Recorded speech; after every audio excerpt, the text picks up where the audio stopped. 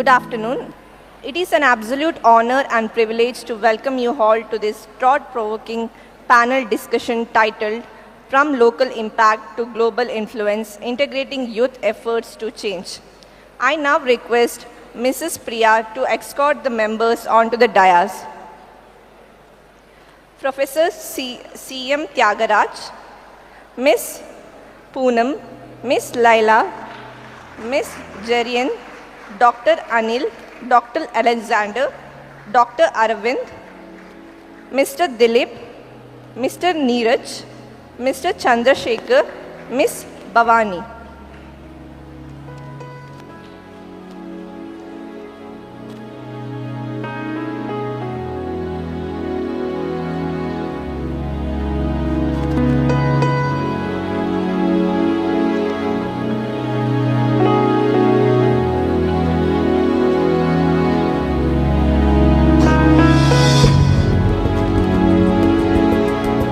Let me now take this opportunity to introduce you to our stellar panel, each of whom brings a unique lens to the theme of youth engagement and sustainable impact.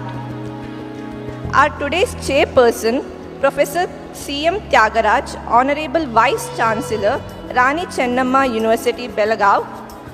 Professor C.M. Thyagaraja is a distinguished academician with over 36 years of rich teaching experience, deeply respected by the student community for his mentorship and commitment to education.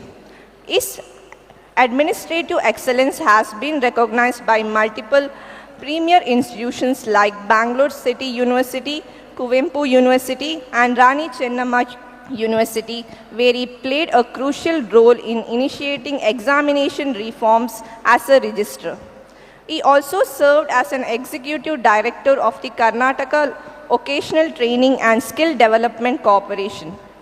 Professor Thyagaraja is a prolific scholar, having authored 13 books and published 72 research articles. The Government of England invited him as an official visitor for the round table on English language skills for employmentability think tank. Admired by the students and colleagues alike, Professor Thyagaraja is widely appreciated for his student-centric leadership and societal contributions. I welcome you, sir.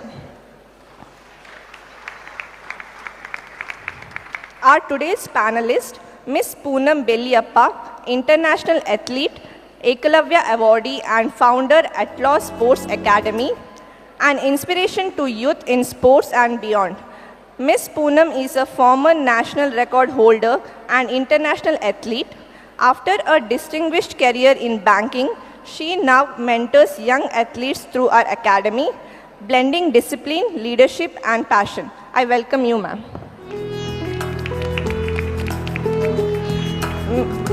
Ms. Laila Badalova, at Center for International Projects, Moscow and I-Volgo International former leader, a dynamic project leader with expertise in global volunteering and humanitarian cooperation.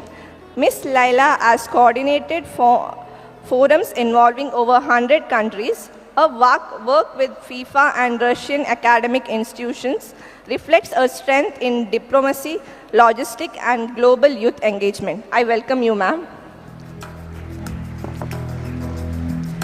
Ms. Jerian Kritikan, co-founder, Volunteer Spirit Association, a true embodiment of compassion and civic responsibility. Ms. Jerian's work empowers communities through structured volunteering and youth education. Her grassroots initiatives in Thailand promote leadership and social innovation among young people. I welcome you, ma'am.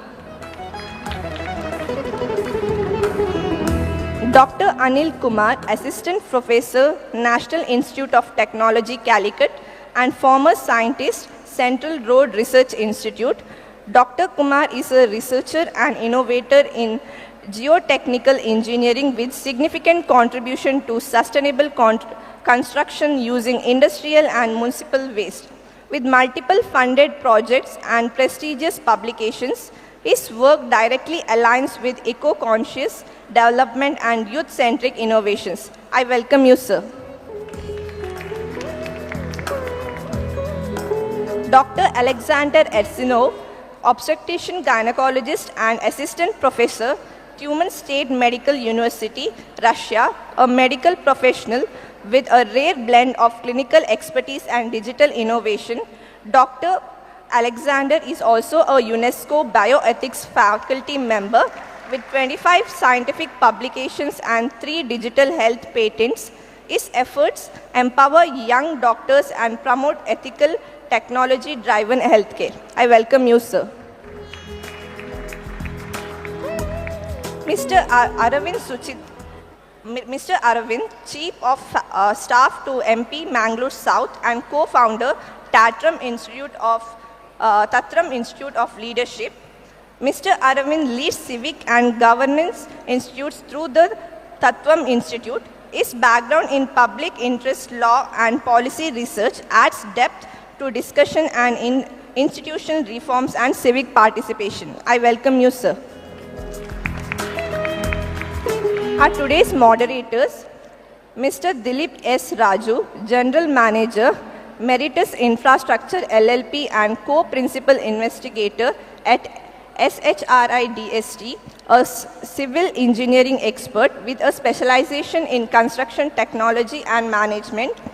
Mr. DILIP is also the founder of Sanatana Samagama with deep professional experience in construction and a passion for ancient Indian sciences. He brings together the modern and the traditional in a quest for sustainable development and youth mentorship. I welcome you, sir.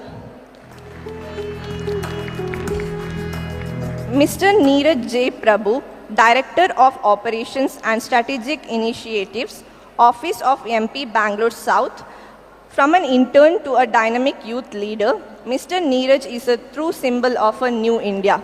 He plays a vital role in coordinating with central ministries and embassies, leading impactful educational programs like the Namo Vidyanidhi Scholarship and a spearheaded public policy training at the Tatvam Institute of Leadership. I welcome you, sir. Mr. Chandrashekar R., geopolitics enthusiast and a youth mentor with a strong academic foundation in international trade and law and rich experience with youth think tanks. Mr. Chandrashekar has played a key role in national youth forums, including being a mentor of Youth Care Lead program. I welcome you, sir. Ms. BHAVANI HEMANTH, Operation Coordinator, Youth Can Lead and Lead Volunteer at Bhumi NGO, a hands-on leader in grassroots volunteering. Ms. BHAVANI plays a crucial role in mobilizing youth of community transformation. Her work with Bhumi NGO and the Youth Can Lead initiative demonstrate the power of collective youth action at the local level. I welcome you, ma'am. With such a powerful group of leaders and change makers, we are all set for a captivating discussion. I now invite our moderators and chairperson to lead this conversation that promises to be engaging, enlightening, and all above inspiring. Over to you.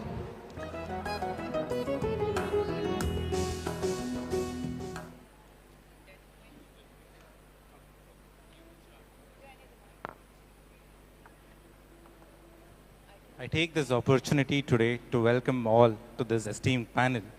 Today, it is an epitome of the panels that we have for the very topic of the Global Youth Summit, that is to innovate, inspire, and impact. So this is all an epitome that we have today and look forward for a powerful discussion. Sir, I request you to preside the panel and provide your opening remark.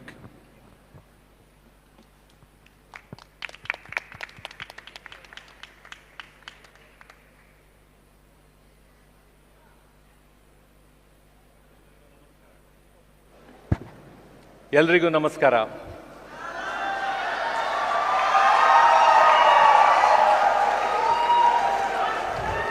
This is the power of youth. And this is the power of youth.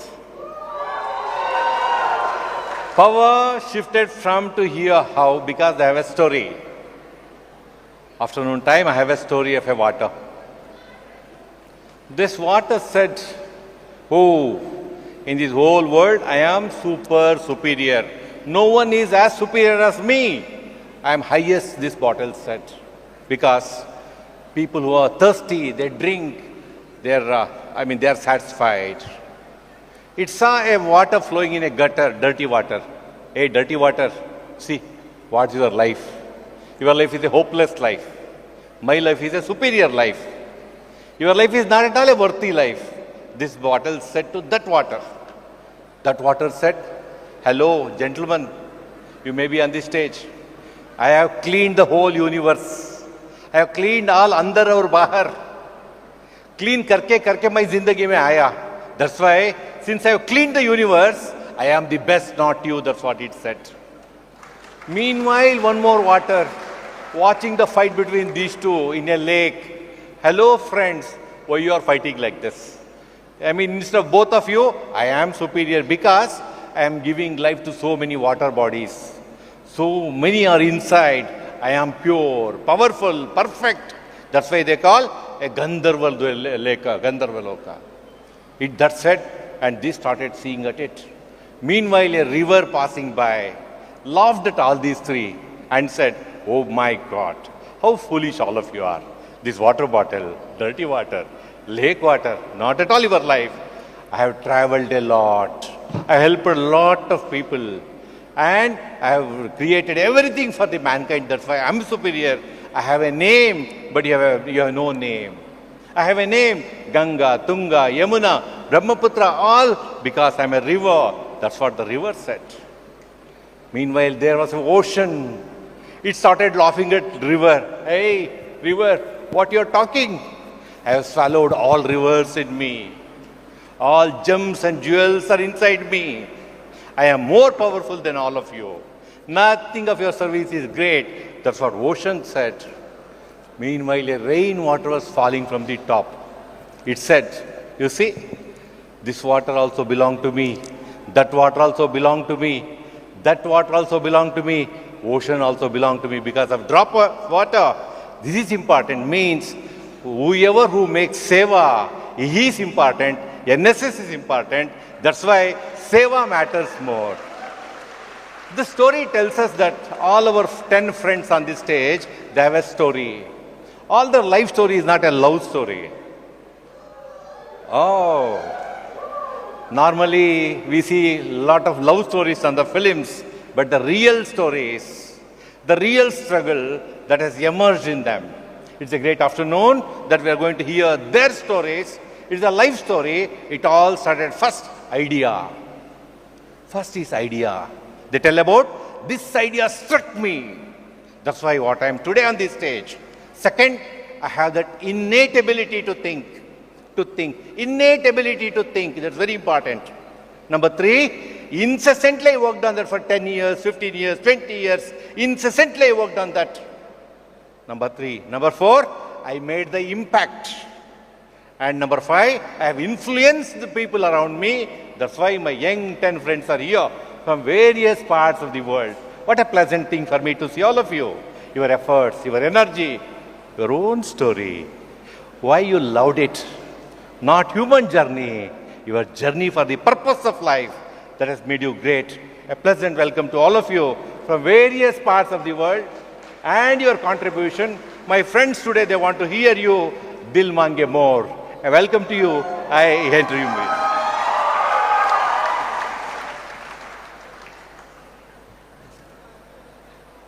Thank you, sir, for such an energetic opening remark. It has truly established the context of today's topic, that is integrating youth efforts for global change. I'd like to start this session of panel discussion with my first question to Mrs. Poonam Belyappa. Ma'am, as an athlete, it is most apt to ask you about personal discipline. Where do you think today's youth stand in terms of commitment and discipline? Ellarigu namaskara. Good evening, one and all.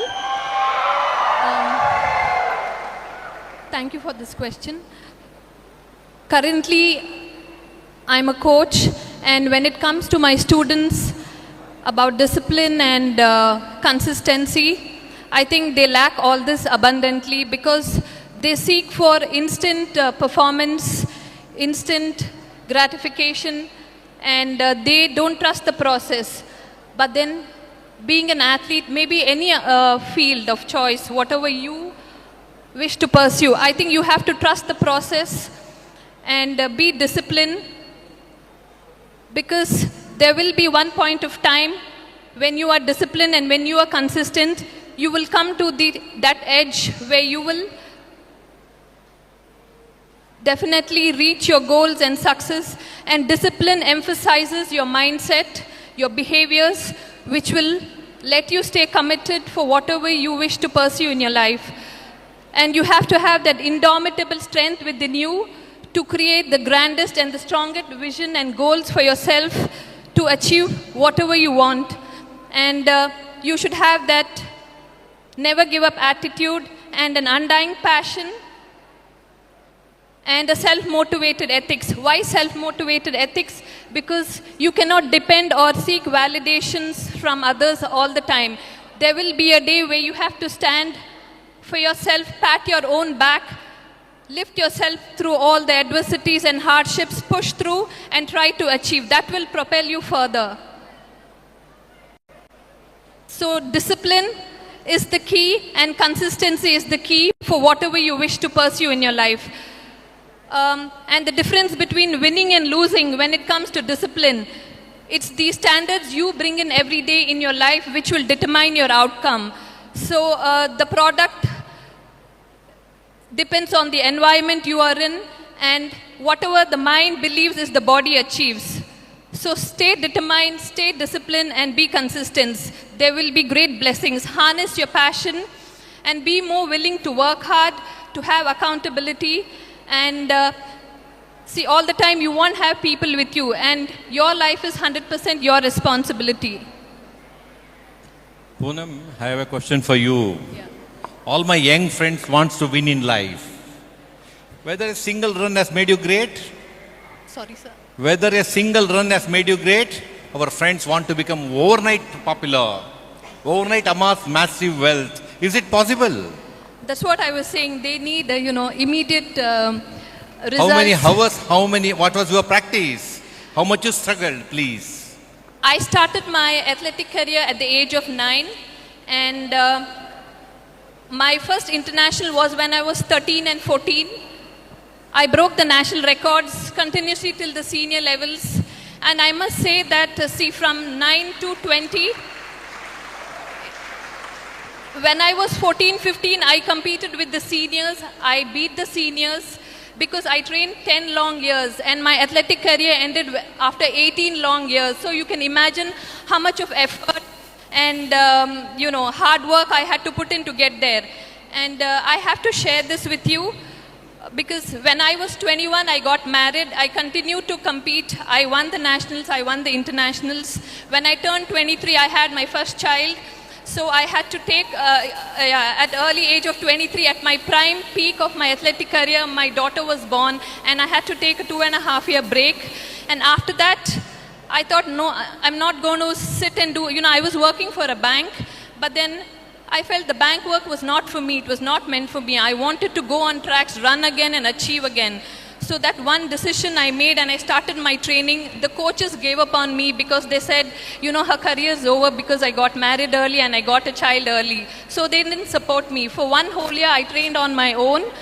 That's the passion I had, I trained on my own and I won the first national gold. And that's when, that's when all the coaches congratulated me and they took me back. And from then on, it was never looking back. Until the age of 32, I competed and won several national medals, international medals, and broke 2 records even then after my first child. So nothing is impossible, If you have it within you, you can achieve anything. But you have to have a right frame of mind and harness the passion. Yeah. Opportunities don't come to you. You have to create them, and 100% it's your responsibility. One small question to you. Whether you cried any time in your life? Whether you cried any time in your life? I think I cried after I got a break after my child. I cried every day because I wanted to go run on tracks. I think those tears got me to running back again. I have to thank my daughter and my family for supporting me, for taking care of my daughter so that I could achieve more and more after my child was born. See, this is the beauty of life of Madam, what she shared with you. All of us struggle in life, fight in life, slowly moving from bottom of the pyramid to middle of the pyramid to the top of the pyramid. In the top of the pyramid now, Poonam is sharing her life for youngsters, encouraging them, achieve more for India. That's a message from Poonam. Clap for her.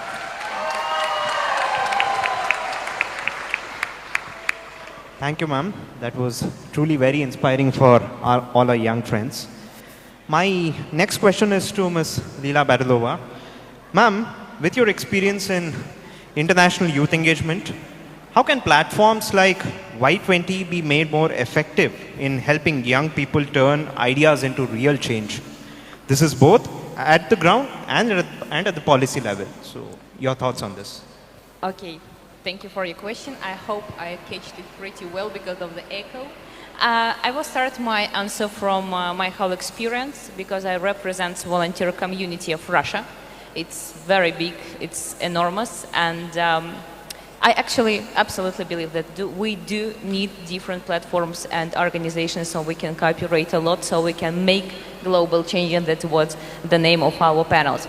Just small statistics for us. When our organization responsible for the development of volunteerism in Russia started, it was 10 years ago.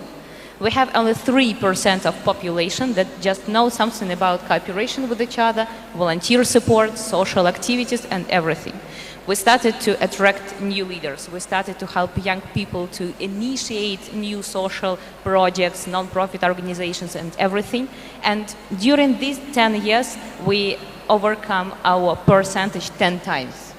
So now it's a huge movement of young leaders participating in different ways and forms of social activities, from helping elderly people to children with disabilities, planting trees, and many, many other things that actually we have.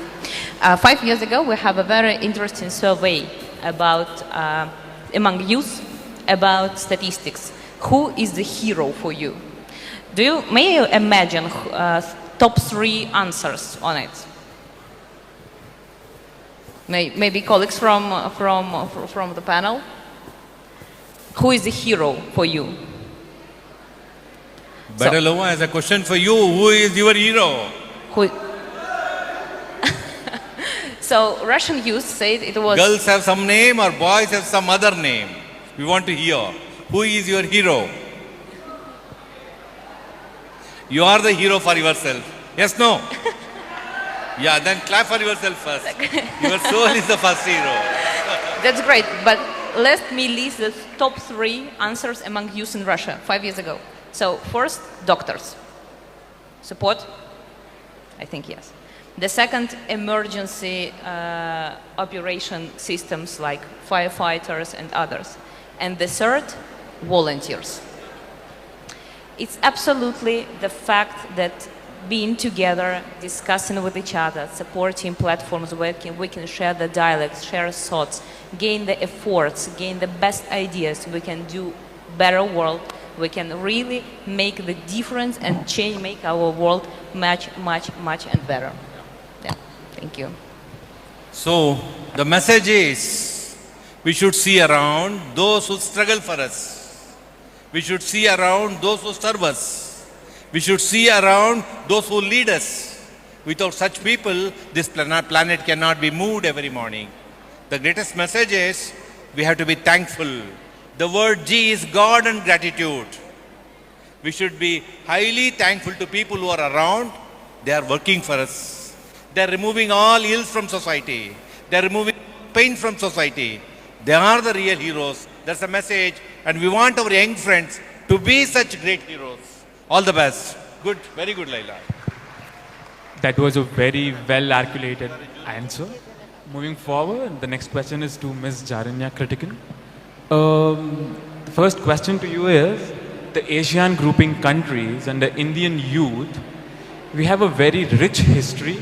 We are we have driven by innovation, and we are socially conscious.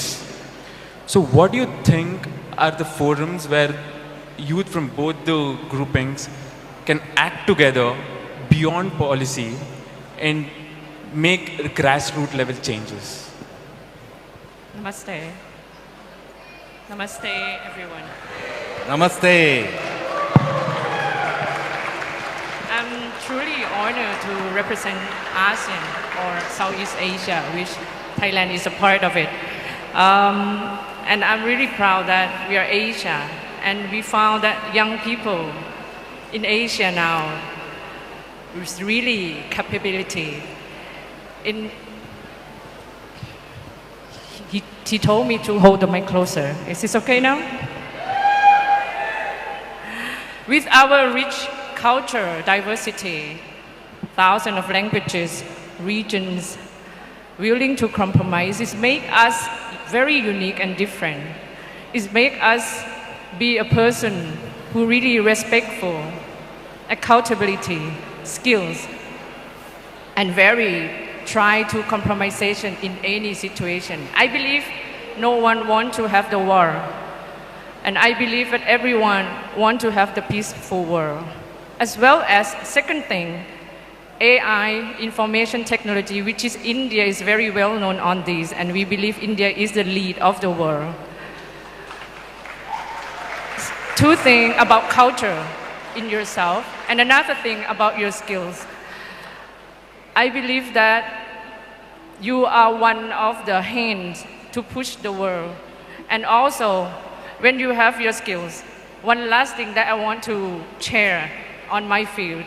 When you have your skills, you have your capable, the thing that you can't forget is collaboration and sharing.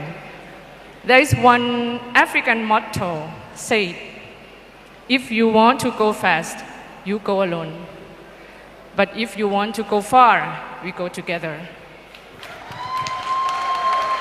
But, I'm the one who want to go fast always. Okay, a small question to you. I'm not finished yet, sorry. I'm the one who want to go fast. But I work very fast in front of computer, some skills. But my work, obviously, I have network all around the world, which is we call collaboration. You can't do it alone, even you're really skilled, but you need to have your friend. And we are all together in the world, so we will put it together. You can't do the IT alone, but you need some local community from China, from America, from Colombo to support. And we can create something, some innovation together. This is the skill that we believe that Asia can lead the world. Thank you. Now our young boys and girls wants to know, what are the problems of young boys and girls in your country? What are the problems that young boys and girls in your country face? Do they undergo any problems? Problem of unemployment, problem of poverty, whether they come across such problems? Today is the World Environment Day. I would focus, we have many problems, every country, I believe. But today is the World Environment Day, 5th of the June. We say in the International Voluntary Service Activity, we say, be careful, the young generation, the next generation, you will eat the garbage. Will you eat the garbage? No, this is comparison. This is comparison. But one of the big things is the environmental issue, the waste. First day you buy this flagship IT. This is the flagship in the first day. And then a few years later, it's become the waste. Right? A few years later, when it's expiry, the new model coming. So the waste of IT become the mountain of the waste of IT. And we say, be careful. This is the waste that you will absorb to all of the chemical of the waste will be absorbed to the ocean, to the water in underground. Then this is, you will eat the garbage. And then how to solve this kind of the environment issue? One thing that we found after the discussion is be creative. You don't know. We can't say we are this generation, you are young generation, which is, I would say differently, not the future, but you are now. So you need to be creative and think about what is the way that you can solve this problem. Of course, not only yourself, that's what I say, sharing together among your friends around the world, as well as don't forget to consult all of the experienced people. We are ready to support the young people like you anytime. Kritika, we are touched with your message. You pass such a message that they should care environment.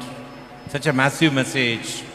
Our youth today, that you have to live by 2030, 2050, we think of climate change. If we don't protect, she is not talking of poverty. She is not talking of unemployment. She is talking of environment. Environment. If India's temperature is 50 degrees Celsius, what to do? Who has to protect? Our generation should make a better environment for you. There's a message. Clap her for such a good message. Thank you, Ms. Jaranya, for putting into light that everything is not done alone. We have to do it together. As it is told, network is the net worth.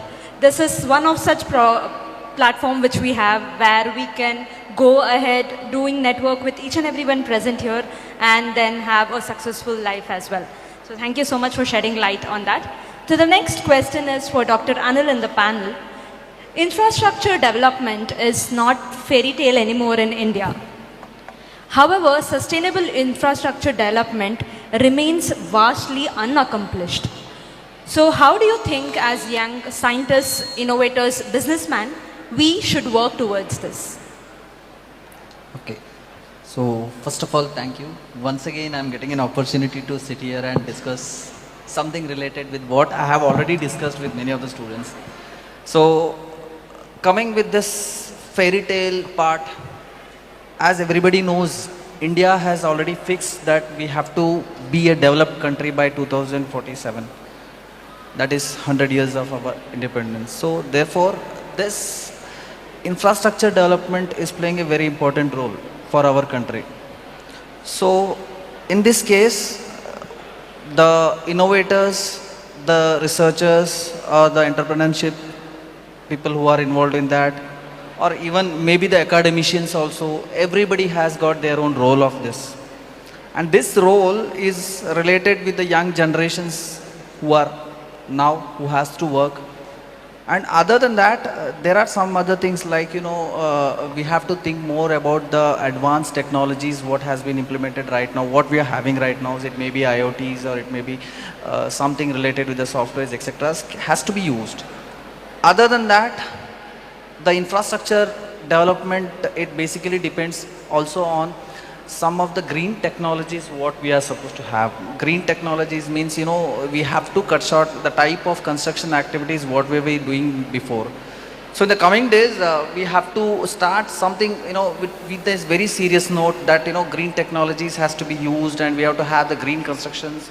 We have to have a policy makers who are involved in making such green technologies which should be safe enough, and we should go more with the renewable sources of energy rather than using the conventional.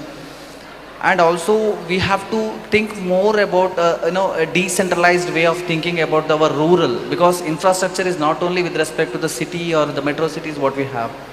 When I talk about infrastructure, it has to be with respect to the villages, the tier 2 type of villages or any kind of villages.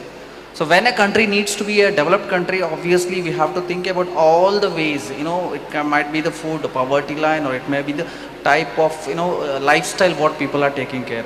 So therefore, if we have to have all these things, it is a collaborative work, and it will work basically with some of the collaborations with respect to the private institutes, state institutes or something like that. And also not only within the country, we should have a collaborations with the other countries also, so that we can see the lifestyles of the other countries, what exactly they are doing, what are the things which we are supposed to follow so that we can implement it. So these are some of the things where the young generations have to think.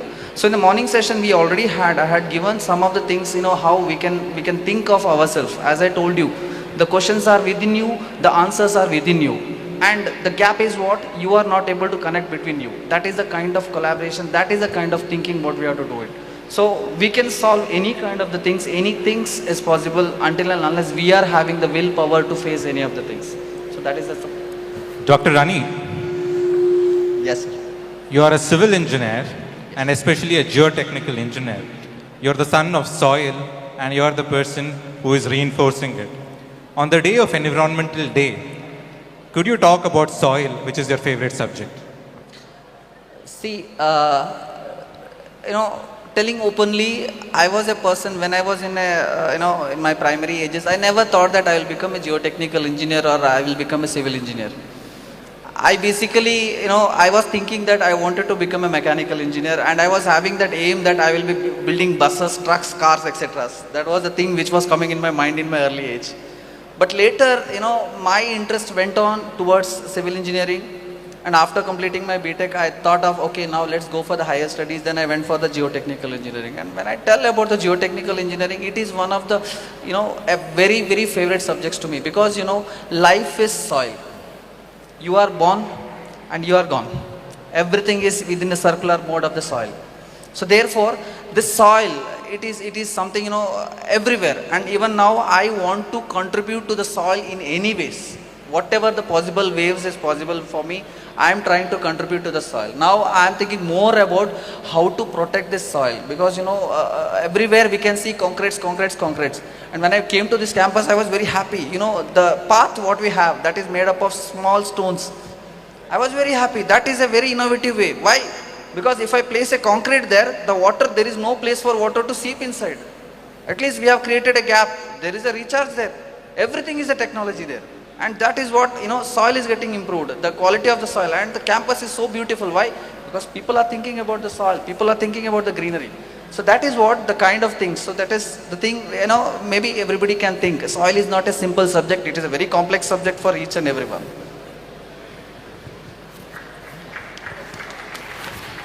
When it comes to nation building, for everyone it's an idea, but for civil engineers it means literally they're doing it. So thanks for your insights and all the best. So my next question is to Dr. Rani.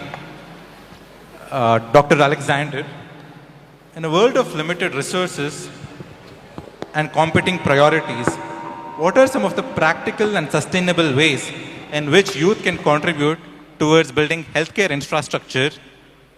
Please, yeah.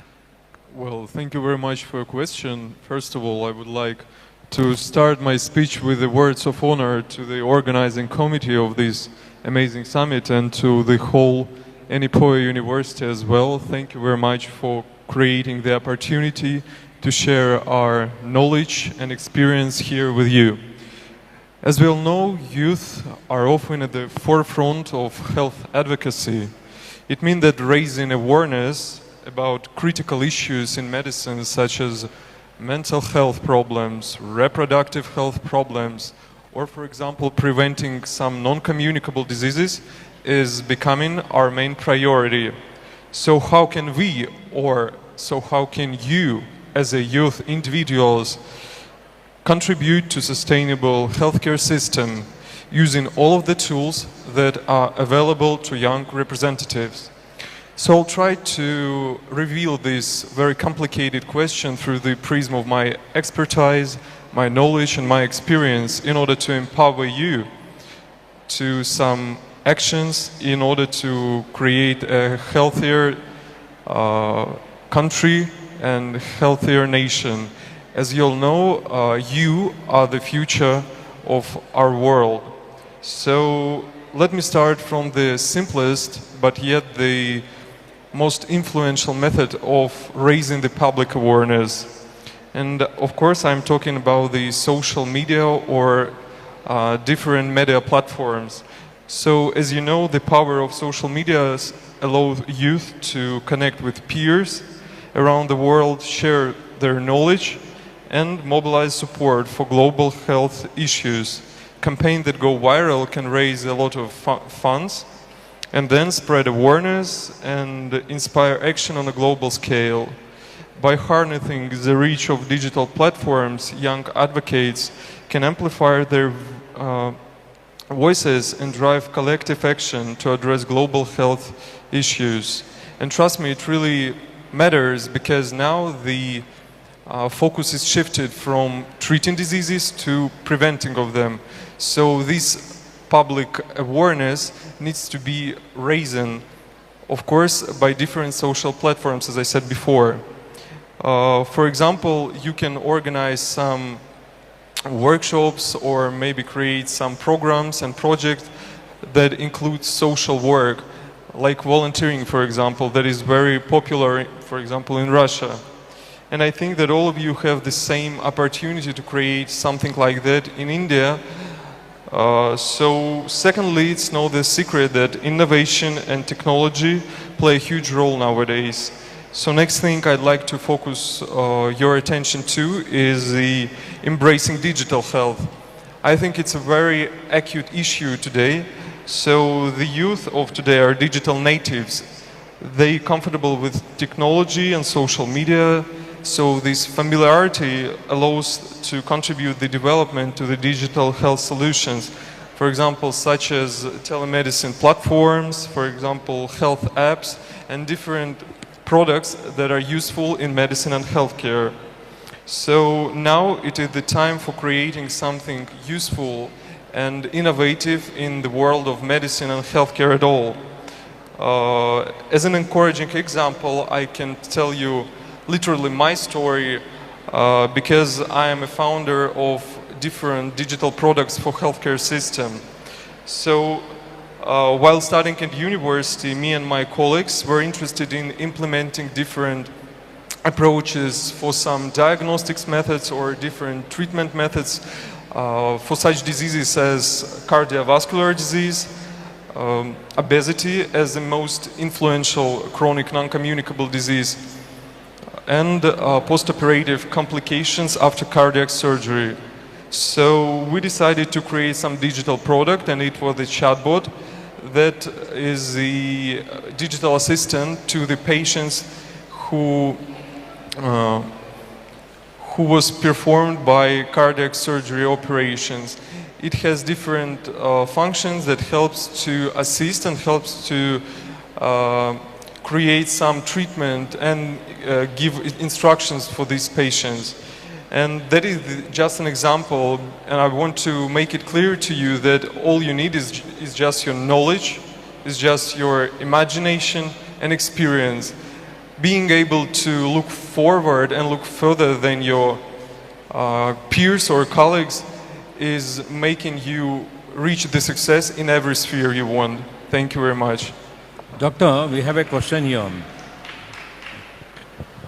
Since the last 100 years, when we think of 1920, the whole planet haunted with various diseases. Smallpox, cholera, malaria. Slowly moved to 1960, we got polio. 1990, yellow fever. 2020, COVID. These deadly diseases have attacked all this planet, human beings on this planet.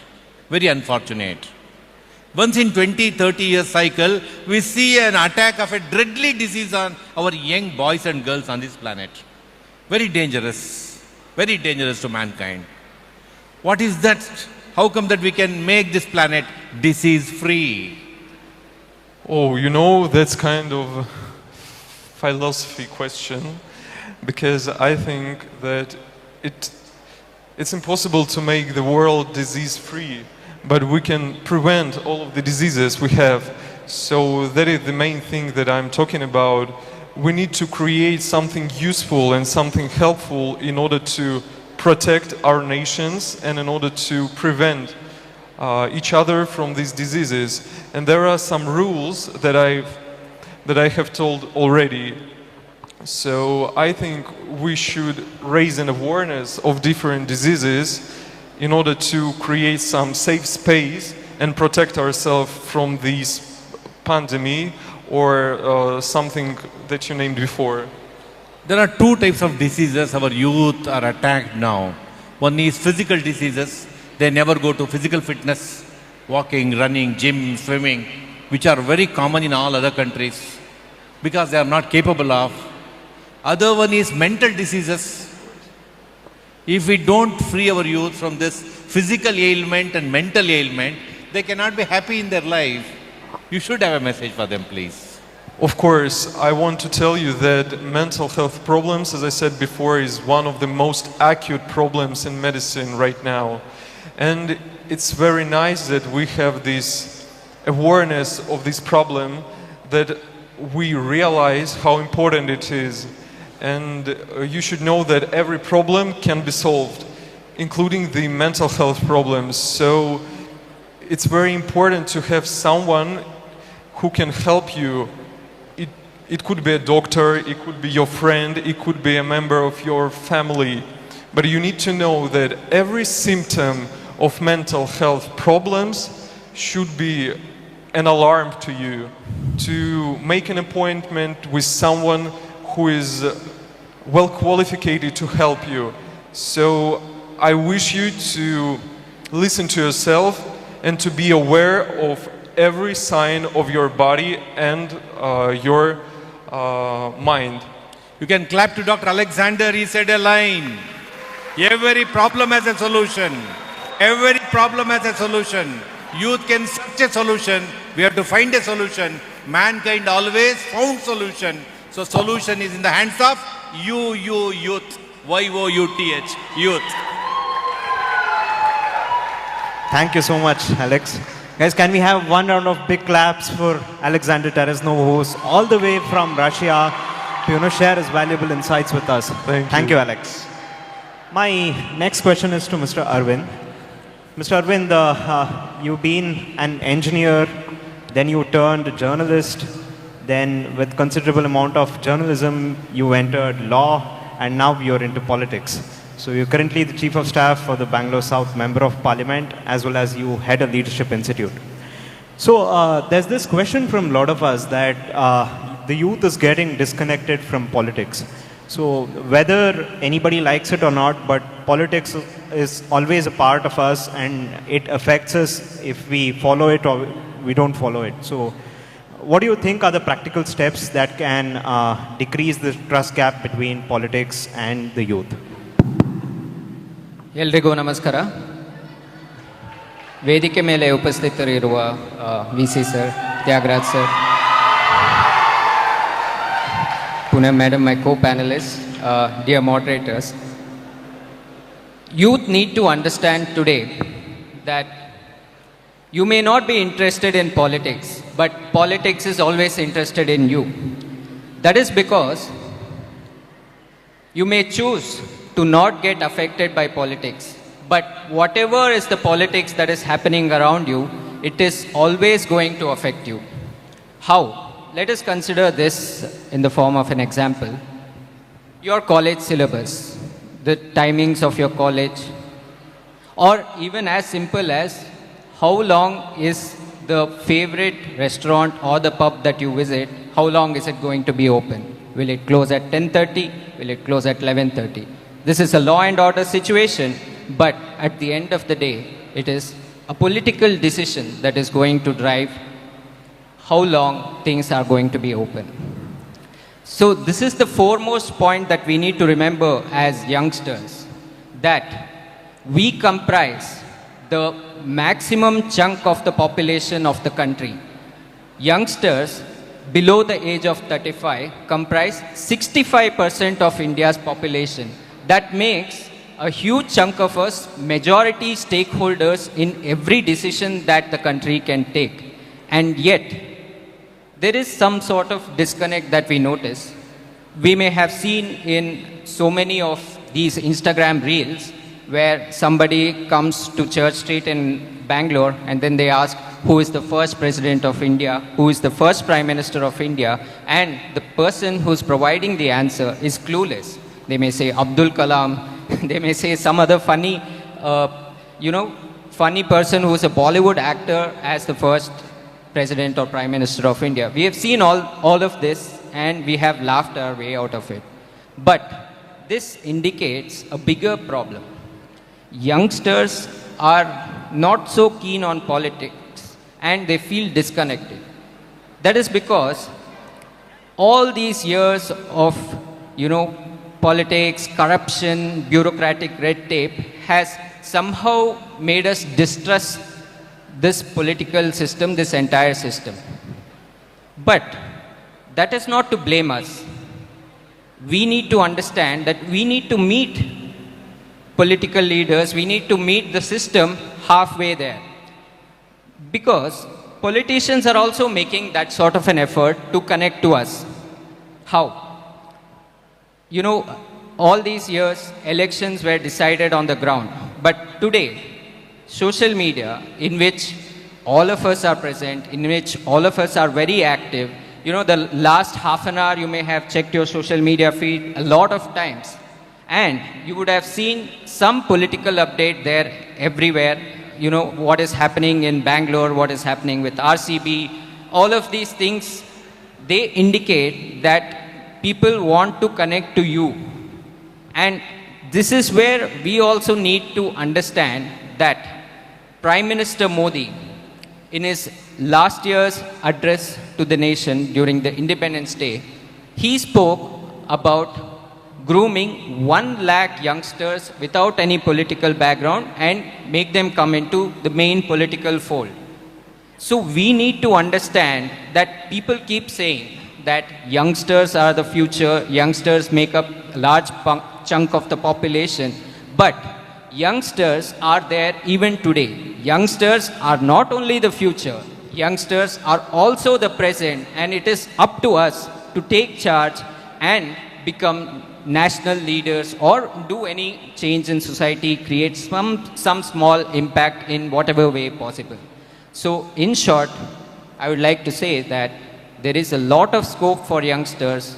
Politicians are always trying to connect with you, and now it is up to the youngsters to take up responsibility and initiate different kind of efforts to be able to understand politics, and not just understand, you should start caring not when the complaint comes, but when the syllabus is made, but just before the budget is approved. All of these things, you are not just shaping your freedom, but also shaping your future. So, thank you all. Mr. Arvind, your office has been one of the most welcoming offices to all the youth. But for many of them over here who want to know how they can get in touch with the politicians, rather put their first step into politics, what is one of the ways they can do that? Thank you once again, Dilip, for the wonderful question. And this is something that we need to understand.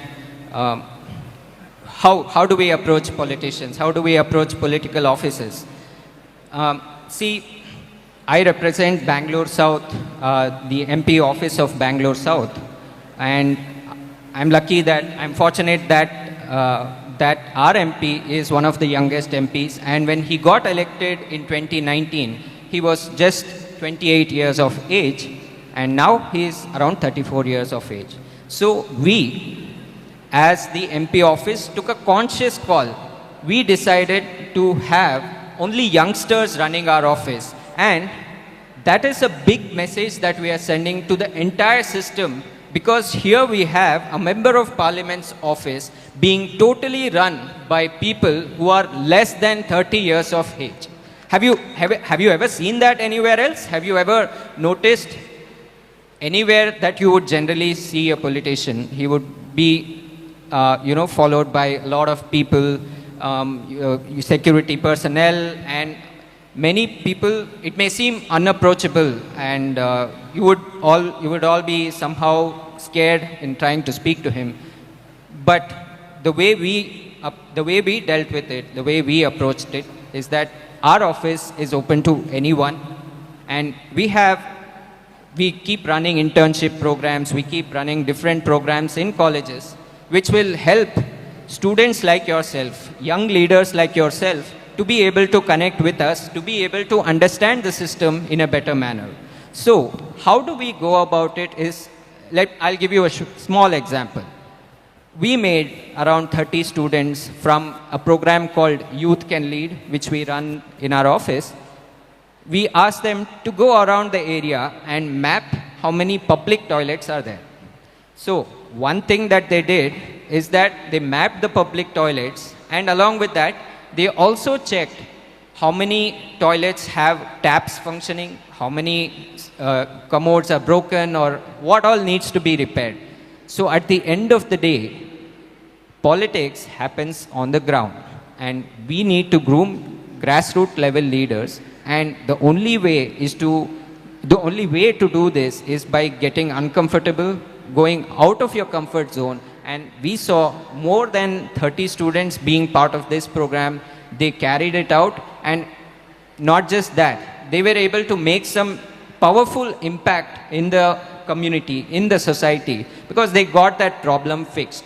So youngsters need to understand that it's not just about complaining, it's about even acting on the complaint, trying to get your problem fixed, and that is when you become part of the solution. So today, our program which we run, Youth Can Lead, and we also have NSS, NYKS, which are doing beautiful things, which are doing wonderful stuff to get youngsters more involved in governance and policy making. And I wish that our model is implemented across the country. And right here, I can say we are proud to say that in Mangalore, our MP, Captain Brijesh Chauta, also has plans of developing such a model for people from Mangalore. So whoever is from Yenepoya, whoever is from Mangalore, you might soon see that you will be able to directly connect with MP's office and MLA's office and get to know the system better. One interesting thing is, all the continents see political leaders. From Russia we see leaders, in India we see leaders, in America we see leaders. These leaders, seniors, there's a conflict between old and the young. Young want the new, sudden change. होना चाहिए, अभी होना चाहिए. वो ये उनका blood है. But elders will see this, whether a nation's currency or power is in a position to solve all the problems at a point of time. A lot of maturity is required. So the friction slowly, they understand, elders will understand and nurture the new leaders. These new leaders are responsible to take that responsibility sensibly, understanding, solving with minimum resources, maximum problems to be solved in a country like India. This is not the problem of some countries where the population is less, but India and China typically face the problem of 50% population of the world.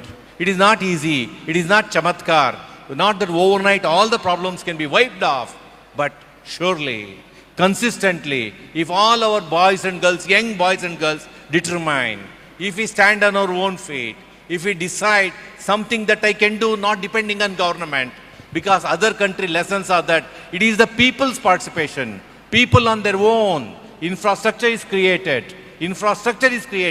we should make use of the infrastructure. When we make use of infrastructure, you will become strong, nation becomes strong, whole world becomes strong. Best wishes. Very beautiful answer from you. Thank you. Both of the panelists have made it clear that youth has the responsibility just not to vote, but also act. Moving forward, I would like to ask Mrs. Poonam ma'am a question. You have represented India in various platforms. You have won various medals. Can you share the thrill behind this? Well, what more can I ask for when you have won an international medal, you're on the podium, and you see your national flag rising high with the national anthem. You have tears in your eyes and you feel the shivers down your spine. And after my first international medal, I got more hungry. I wanted it more and more. And I worked for it. And each time when you see your flag rising high and when you hear your national anthem, there is no better feeling than that ever in your life. I think you should have pride for yourself. It's like take pride in your craft. No matter what you're doing, take pride in your craft and be your best. So pride for yourself, for your family, for your state and country. I think that's the best gift ever, and that's the best luxury for me in my life.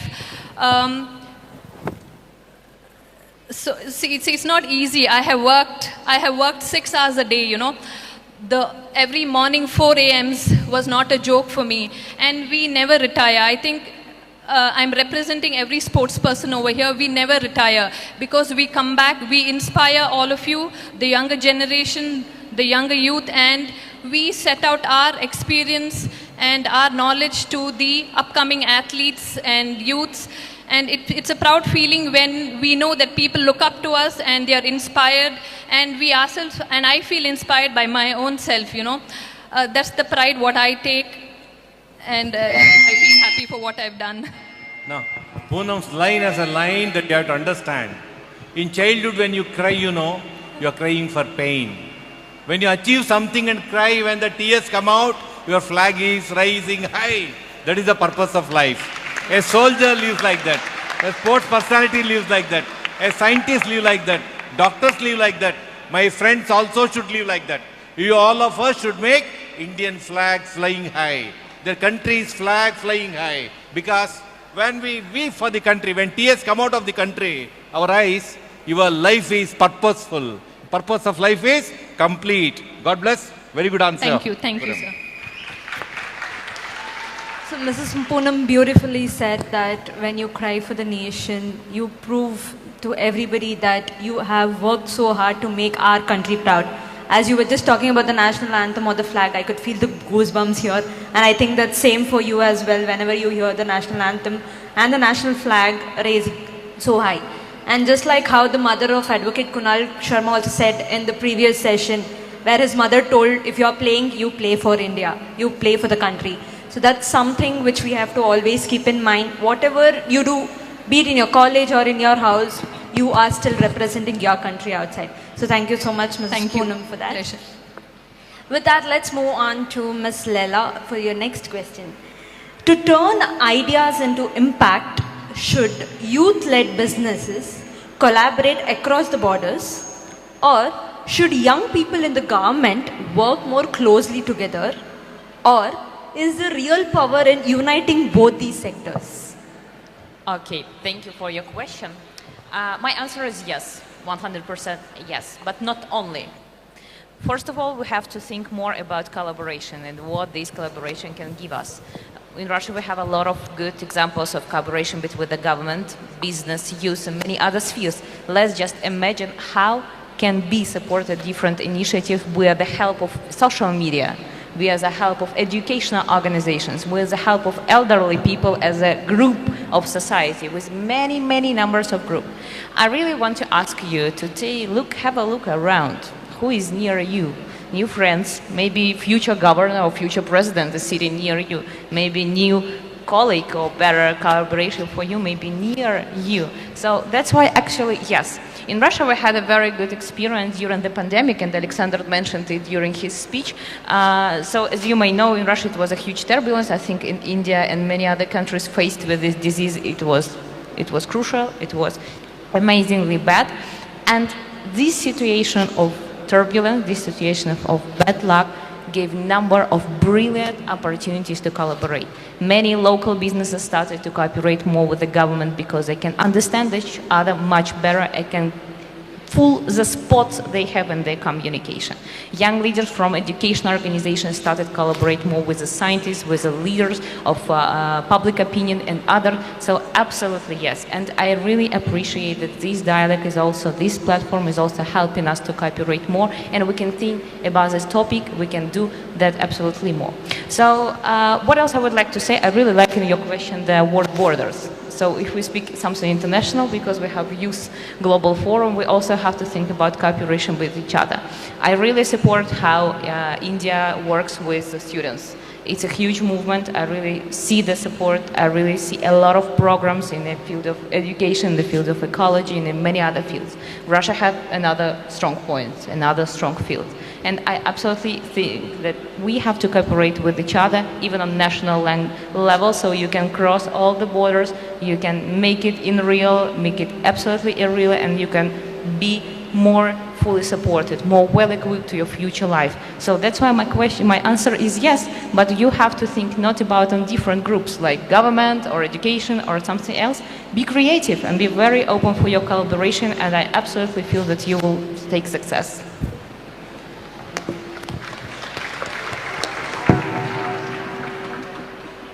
Ms. Leela, can you share any experience you have when you worked with Indian in Russia in your international projects? Okay, thank you for this question. We have a very big initiative, also a huge example of cooperation of youth. It also was started during the pandemic. In Russia, we built it a We Are Together movement of young people fighting against different threats that faced with our country faced with pandemic, different diseases, emergency situation in our countries, and more than 1.5 million of young people started to join this movement. And I was really pleased that India were the first country that joined this movement for supporting international partner to become together and to collaborate during the specific times. And we had a huge collaboration during the pandemic. Then we started to help with the humanitarian aid, support of specialists, collaboration, roundtables, and so on and so forth. Volunteer movement is very specific because it concentrated more on doing something on the field. It's not about presentations. It's not about speaking just with each other, but with helping each other. Helping hand or many other examples of how we can do it together. And last year we had a very good example of international cooperation between Russia and India. We gathered with the government of Ministry for Youth Affairs, if I'm not mistaken, it's called in India. From Russian side, it was Federal Agency for Youth Affairs, and we had a collaboration for ecological projects. So we gathered from around Russia 10 specialists in the field of helping animals, poor animals, damaged animals, and at the same time we had 10 specialists from the Indian part, also specialists in the field of helping, caring about animals.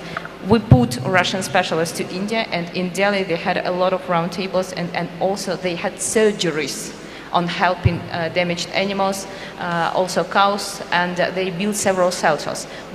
This is an example I really feel we can cooperate. It's absolutely brilliant. So we can volunteer, we can cooperate, we can do real good things and do it more and more. Thank you. It's a great insight of how cross-border volunteerism can help and impact societies, and we look forward to work more with you. I'd like to move on to Ms. Jarania. Today we know that it is an AI-driven world, and then how can international services, voluntary services, still keep the basic essentials such as collaboration, empathy, and cultural diversity while you still have to focus on technical skills across the countries? I just wonder why I got the first question about the opinion, and then I didn't have chance to introduce what I'm doing. But yeah, this is the second question. We do international voluntary service, exchanging volunteers. And one of the activities we call international work camps, where volunteers around the world gathering together, about 20 until 50 people. It's me like you, as an Indian volunteers, also can travel to join the activities in Slovakia, in Mongolia, in Hong Kong, in Brazil, or anywhere in the world that we have the network about 100 and 200 countries. In the work camps, there will be maximum 3 volunteers from each nationalities. Why? We want everyone, international volunteer who gathering in the work camp, to exchanging idea, exchanging culture, understanding in cultural diversity. We don't want you to go and speaking in the same language, speaking in French, speaking in Thai, but we want you to be together and then learning each other. I would add more than Laila said, volunteering is community service, of course, but another benefit thing, which is we believe this job will not replaced by AI. This is the non-formal education by international volunteering. Because now the society is a head down society to the screen only. So now you are really expert in the IT, but this activity will make you out of your comfort zone.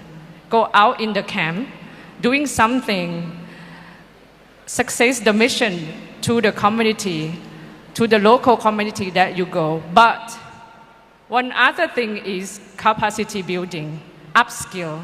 What the skill that you can't find from AI? What is that? Communication art. When you're gathering together, how to start the conversation with a new friend from Ghana, for example. How to start the conversation with the Chinese people. We have funny thing about what we find in the work camp. We have question, how do you greet in India? How do you greeting in UK? You say, hello, how are you? You say, namaste. In China, they ask, hello, have you eaten rice? In Thailand, guess what we asked? We say, sawadee ka, that means hello, that means namaste. And we say, where are you going? Or, where have you been? So these are conversation, this is the cultural diversity. Why? How are you? They ask because they're concerned. If you're fine, that's fine. If you're not fine, why? What's wrong with you? China, what is the culture behind? Can you guess? Why they ask, have you eaten rice? That means, are you full? Because rice is the main food of Chinese. Before, China was in the commune. You know commune? It's a communist way. So everyone is equal, but sometimes they are lack of the portion because they are really big country and they can't take care of everyone. When you already eat rice or when you're full, that means you fine. That means you fine. This is the thing, the something behind the background is the same like you said, how are you? And why Thai people ask, hello, where are you going? Can you guess? We are ASEAN, Southeast Asia, 11 countries, Thailand, Myanmar, Laos, Malaysia, Singapore, Vietnam, Timor-Leste, Indonesia. Our region is full of the food. Can you imagine? We are rich of the food. We are okay with everything. We don't have so many season change. We don't have to think about the food to eat, the where to feed. We don't have to think, we worry nothing, but we concern about family. So everyone is our family. When we ask where are you going, that means you are my family. And then we want to know about you because our life is fine. We have full of food in our house. We have everything that can feed us and also the house and everything. So we concern about you. So this is the something behind. So this is the thing that international volunteering learn you, not only the support in the local community, but you learn to understand each other. Why you need to understand? So many conflict now, so many conflict. One example, I was in a work camp in France 20 years ago, since when I was young, and I'm still young, sorry, young as heart. We are planning to go to the party. After we finish activities, work camp, we built a wall by the stone, by hands. Then everyone dressed up, right? Because we are going to the party that night. One Japanese, one Thai, one German. We dress up so beautifully. Then the Japanese come with something wrong in her face. I say to her, hey, Kana, you should go back and do the new makeup. And the German run to me, German friend, German volunteer. Hey, Gade, you say that you're so rude. In the Western, in European culture, you say you compliment about the appearance, it means rude. But in Asia, Thai, Japanese, if we see something wrong with our friend and we don't say that means rude, that means we don't care, but we really care. That's why I say to her. So this is something that the culture is very important to understand each other. When you understand already, the conflict will be decreasing. Because you know, that friends, why they do this, why they do this. So when you understand the conflict is decreasing, and at last, as our goal, our work is the peaceful. We try to reduce the war in this society. Yeah. Thank you, ma'am. That was truly thought-provoking. My next question is to Dr. Anil. Dr. Anil, we often hear about breakthroughs like hydrogen fuel, solar storage, battery tech in the energy industry. So when it comes to building sustainable infrastructure, especially in a country like India, what are the next big frontiers that young innovators should focus on? Also, along with this, could you please touch upon how science, policy, and entrepreneurship can actually work together to accelerate this? Okay.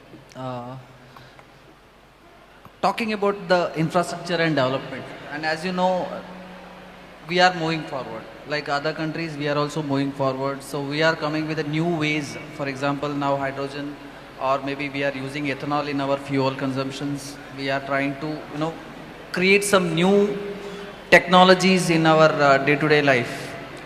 So these are some of the things which are required for our day-to-day life.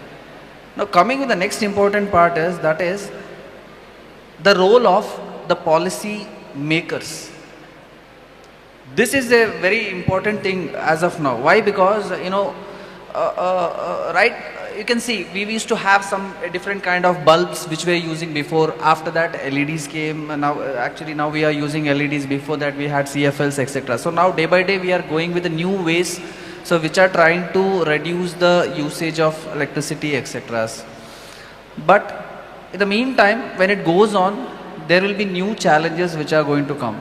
That is, as of now, we are using EVs are the new generation thing which everybody are very much motivated to go on with the EVs. All vehicles are being used EVs. But there will be a time, even, we may face some issues even with the EVs, or maybe the type of batteries what we are using in the EVs. That also may be some of the concerns which we have to think right now. So maybe as it is in the growing stage now, the inventors or the innovators have to think like, what are the other ways, so that, these can be used in a very much better way, and it should not harm our environmental or something like that. So that is one thing. And when I talk about the policy makers, as you know, there are in India, we are having a different kinds of policies. When I'm talking about the construction industry, we follow some codes. Basically we call it as an IS codes. And even now we are using some of the codes which has been done in 1950s or 1960s. Maybe if any civil engineers are there, they may be knowing this. Even now we are using codes which is 1950, 1960s, very old codes. And the young generations have to think, changing a code or making a new policy, it plays a very vital role. I mostly talk about the green structures or the green buildings. See, it is not simple that, we have to go with the green buildings. No, we have to have some policies with respect to the green buildings or the green kind of a constructions. Maybe you can see some kind of changes what we are seeing nowadays. That is, if we want to construct an apartment or any buildings or something, we should get an approval. And that approval has to satisfy some of the policies which has been made. They should have a gardens, they should have a proper, septic tank systems, and, they should have a proper exhaust. They should have many of the things. So these are the new things which has to be, developed. And other thing is, as I always tell, cross-country development programs, and the programs such where we can interact with the young youths. Such kind of a programs has to be conducted so that, the young generation comes to know that what exactly is happening. It is not that, sitting inside and, just seeing that, okay, this is what is happening. No, lot of things are happening. For example, see, some things which we are doing here, there may be some countries which have already done it. We come to know this when we interact with them. So they tell us, no, we are in somewhat in an upgraded version of that. Fine. See, these are some of the, communication skills what we can have with the other countries. And we can work together, and obviously when we collaborate with some of the things, new things, it comes, as we have seen in today's session. So I feel, according to me, this is the way how it has to be worked on. And this is one of the major motto of our country, so that if you want to have a developed country, obviously we should think about these things in a very serious note. Thank you, sir. Also, we have a lot of youngsters here, so if you can just shed light on something around the EV space, because since the EV market in India is rapidly, exponentially growing, so there are a lot of young innovators who are wanting to get into the EV space. Yeah. So if you could just share a I piece of think light on that. we had some questions in our morning session where some of the people were having some problems.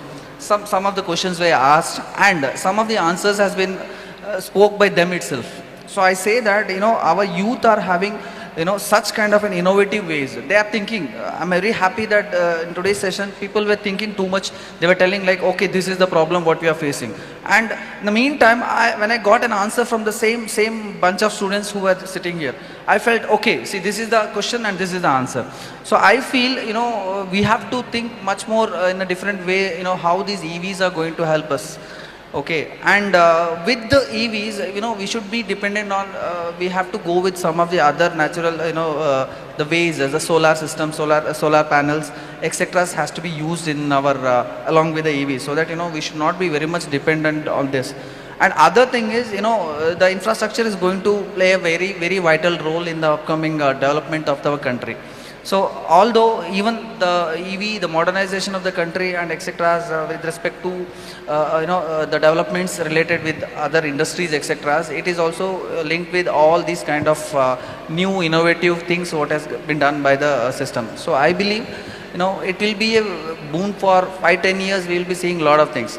And other my personal view is related with the the carbon content what we are releasing. So we have to focus much on these things also. Why? In a family, there are a family of 4 people and we will be having 4 vehicles. I believe that is not required, right?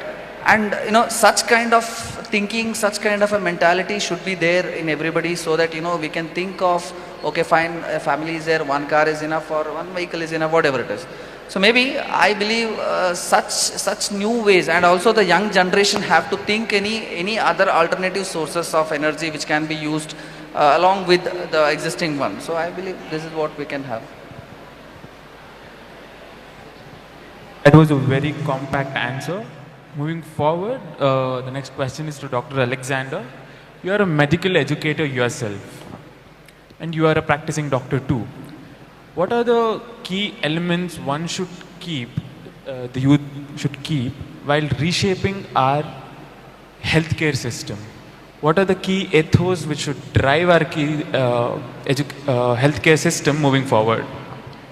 Well, thank you very much for that very impactful question. So in Russia we have a saying, some things so go without a saying.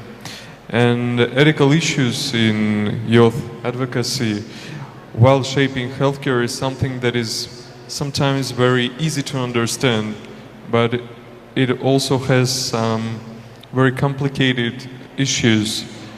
And as you have mentioned before, I work as an assistant professor at the Department of Medical Deontology with the UNESCO Bioethics Network section. So the ethical issues in this field are always discussed. By the way, when reshaping the healthcare ecosystem at a community level, youth should be guided by several key ethical issues and ethical considerations. So first of all is the respect for autonomy.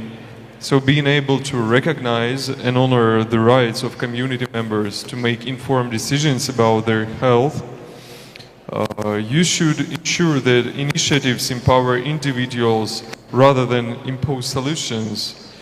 Then there are equity and justice that are important as well, because youth need to strive to reduce disparities and ensure that all community members, regardless of their social or economic condition, ethnicity or background, should have an access to the all of the healthcare services that are provided in your area. As you all know, confidentiality and privacy are essential too. The main principle of bioethics, it should be our main priority, to protect personal health, information and respect individuals' privacy, to respect their rights and all the community health activities.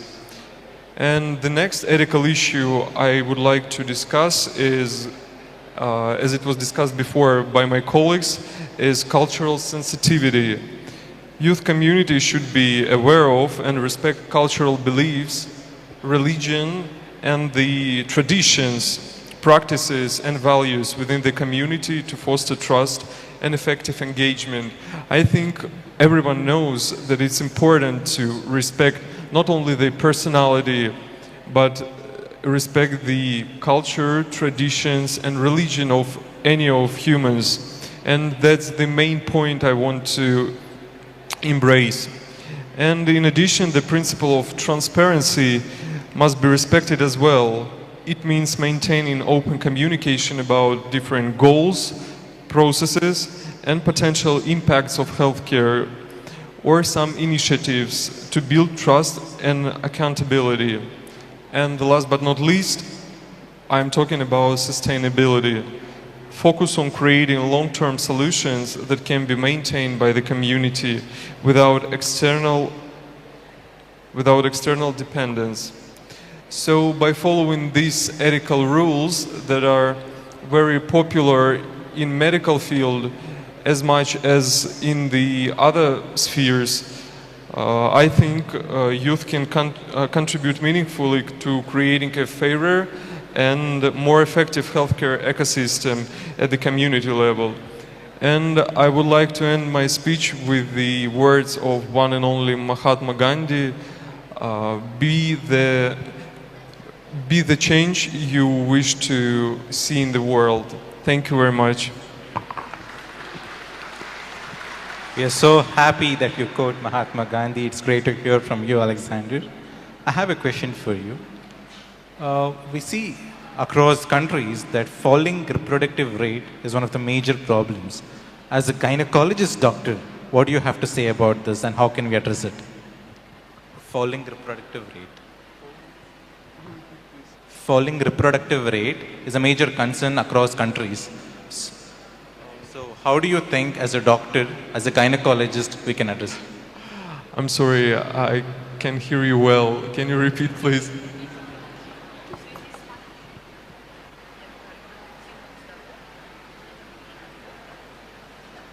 Reproductive health? Well, you know, thank you very much for that question. I'm sorry. Well, as a gynecologist, I can say that reproductive health issues are, as well as the mental ones, are the most acute problems in every country, because we have some factors such as substance abuse, and it was mentioned so many times during this summit that substance abuse affects very badly, including the reproductive health, both in women and men. Moreover, there is a stress that is now everywhere, in every sphere, in every job. There is a high level of stress that also affects badly on the reproductive system of people. And of course, there is malnutrition issues such as junk food and alcohol and so on that are affect, I think, the 50% of the whole of the affection is by the food and the alcohol.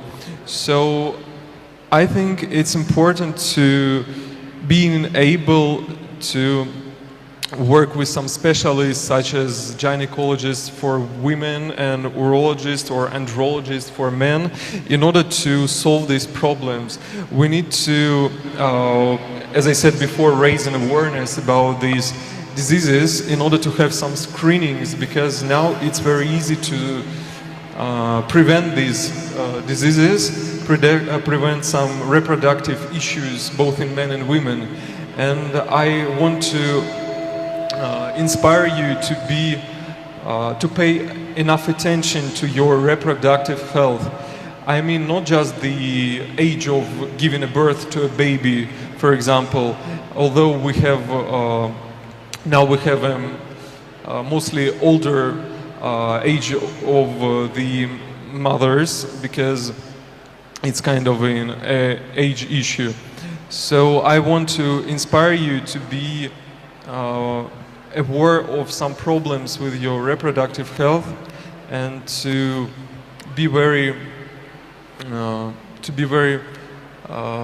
pay enough attention. Thank you very much. Thank you so much, Dr. Alexander. So as much as in any field we are too much inclined towards rules and principles, ethics automatically, ethics and morals as well automatically make a predominant way. So thank you for highlighting on the privacy, confidentiality and cultural diversity to be also important factors in the medical field. Thank you for that. The next question is for Mr. Arvind in the panel. Right now we are in a digital era. We are completely dependent on technology.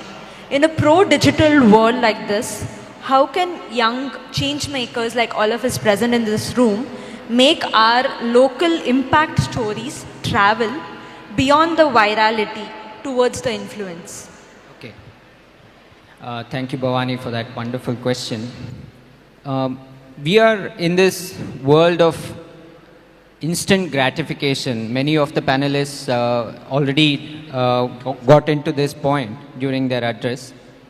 We want things to be done the moment that we want them, instantly.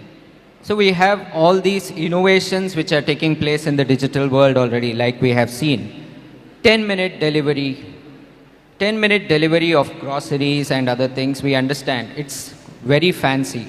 But at some point, it is making us a creature dependent on this digital space in which we are not realizing that we are getting into a totally disorganized state.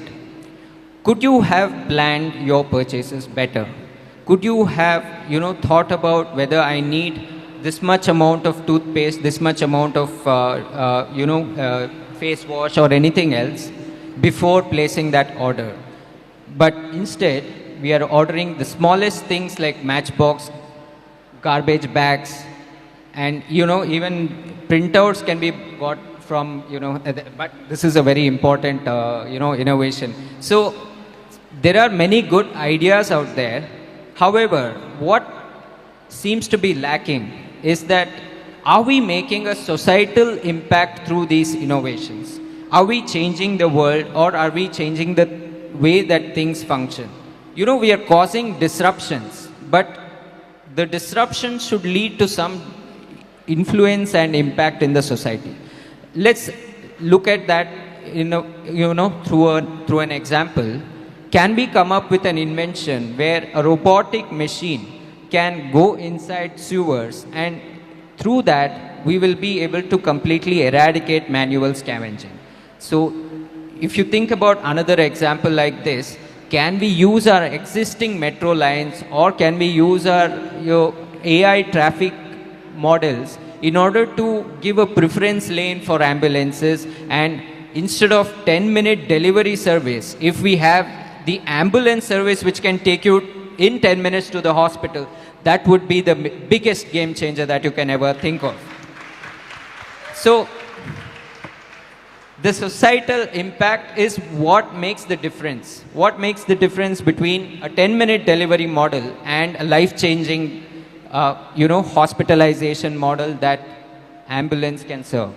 So when we have this societal impact, the next step is to take it to the national level. From a small pilot model in Bangalore or in Mangalore, you need to see how these things are working and then scale it up. But do we have any sort of, pathway where such ideas can be welcomed, and the best innovation that there is will receive X amount of funding so that it can be implemented and scaled up? There are many such schemes of the government, like Atal Innovation Mission, Startup Seed India scheme. You can check them out. However, these are restricted to technology. But there are other innovations that are happening throughout India where youngsters are driving this change in agriculture, in agrotech, in fintech. And what we need as youngsters is to come up with a bridge that can connect a small idea and take it up to the national level. Because there is only limited amount of funding that a government can provide. A government will not be able to fund the ideas of 65% of the youth population. Even a small funding like, 2,000 rupees per month to the household, to the women of the household, is causing disruption in our state finances. So when we think about more such ideas which need government funding, it's only when the private enterprise, that is industry leaders, youngsters, and we have seen the examples of Zerodha, Nikhil Kamath, who runs his own WTF seed funding. So youngsters can also become this bridge and help fellow youngsters to take up smallest ideas to the national level. And Young India, this is the way we need to approach this problem, and this is how we are going to take the pro-digital innovative idea into the national scale, into the national integrated approach of the country. Thank you. Thank you so much, Mr. Rajwan. It was very beautifully put that it's not about you using the technology or any digital device. It's about how you're using and why are you using, what is the purpose behind that. So from now on, every step we take, I think this is a thought-provoking situation which we have to think and do that. Before moving on to the question and answer session from the audience, I would request our Vice Chancellor to close the panel.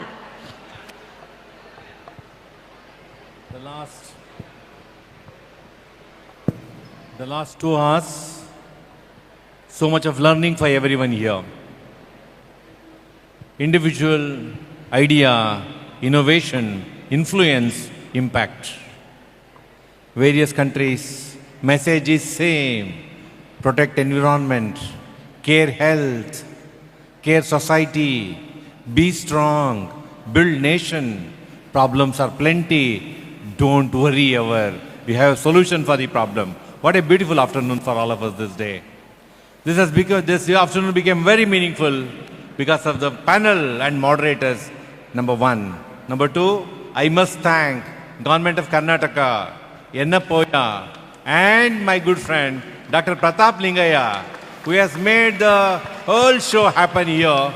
A special thanks to Pratap Lingaya, who has made a lot of efforts to pitch in, to bring in, and to uplift the message NSS in everyone. God bless, a very wonderful evening. I appreciate the efforts of every panel member and every moderator. The best of the afternoons. Thank you very much. God bless. Thank you so much, sir. The floor is open for a few questions and answers. Can we have the mic pass on to them?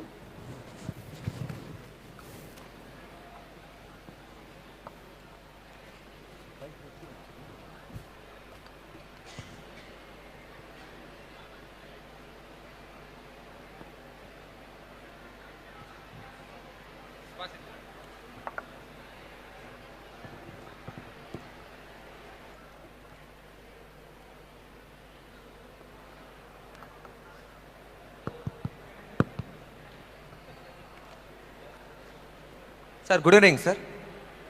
My name is Chandrashekar, sir. My question is simple. What are the major strengths of our India and the weakness of our India? Sir, this question is simple. Suchindra will answer. Doctor will answer. To whom is this question directed to? Okay, madam.